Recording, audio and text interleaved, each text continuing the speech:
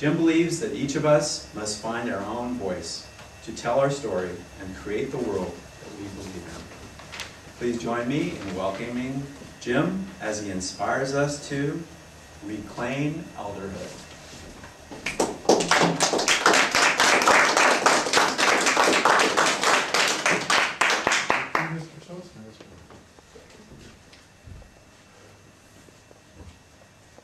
I turned 58 earlier this year, and I noticed I just don't feel the same.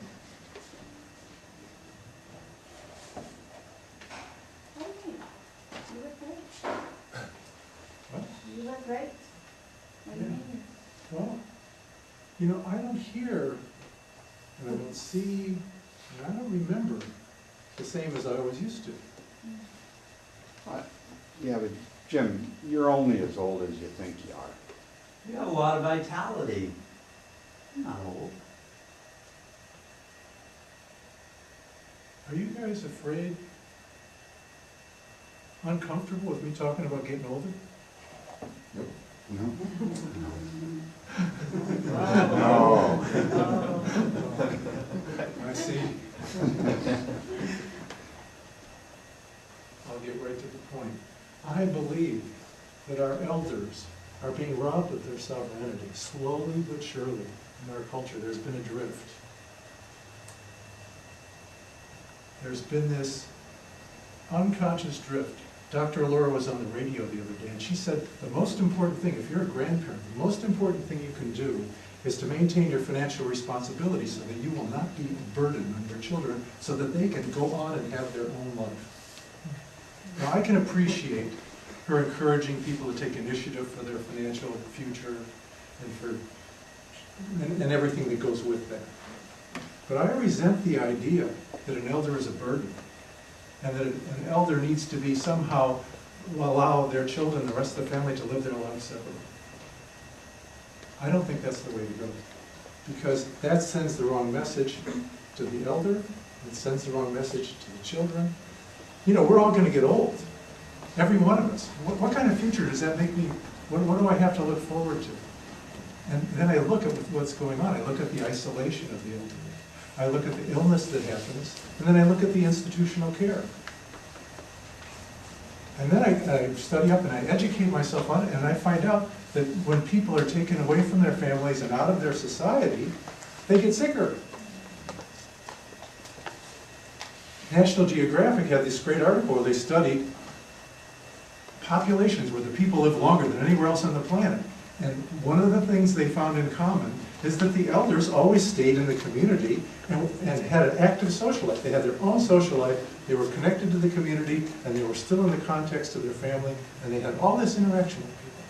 That was one of the main things that made people live longer. Encouragement is what makes us flourish. Encouragement. And so to encourage the elders and to encourage us to live together is the way that's going to happen. I don't really feel encouraged about being older. Somehow that's always very slowly. And I think that when we become elderly, that's when we really truly move into our sovereignty. That's when we become worthy of being kings and queens. And you know, a king and a queen have a role, and they have an opportunity, they have a way, they have a power that they have. It only comes in later life. And that's what I want to talk to you today about. I've been involved for 18 years in a men's community that has hundreds of members in this community, and I watched it from, we only had 8 people to now having hundreds. And I've seen the younger and younger people go, and after a while people start to look to me for something. And so naturally, I said, well, what is it I can do? And here's what I learned. I learned that I have the capacity to activate the gift of a person, their purpose, the thing that may be hidden in them because, like I said, they haven't been encouraged. It hasn't been recognized.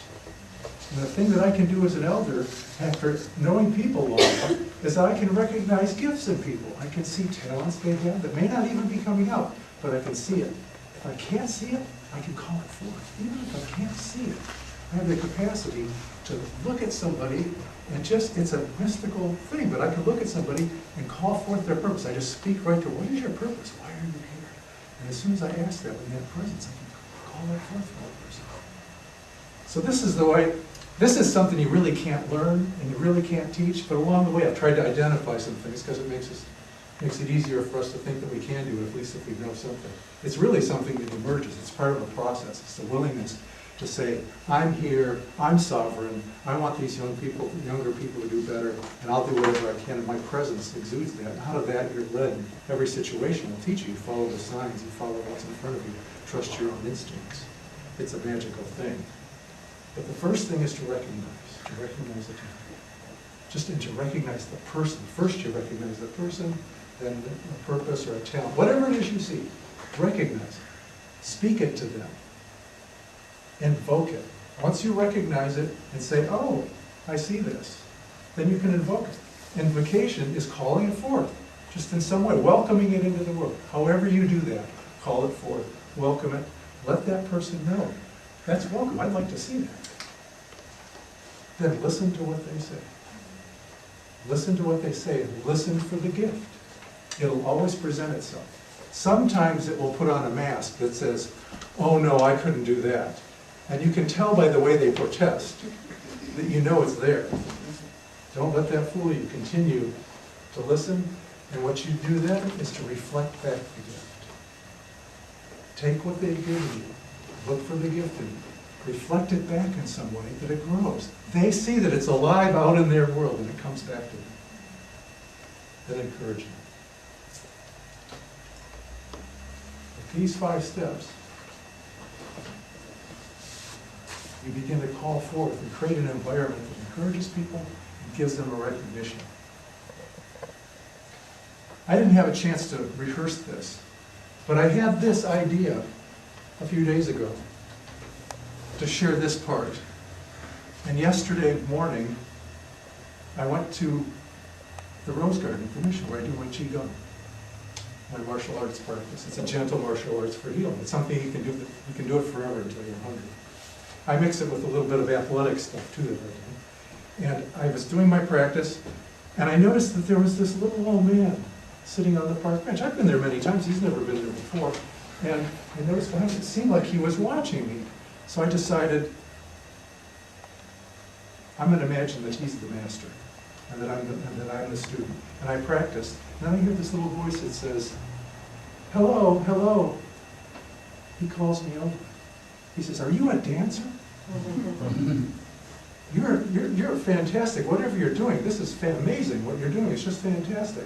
He says, I was a dancer when I was young. I was a physical education instructor for 40 years.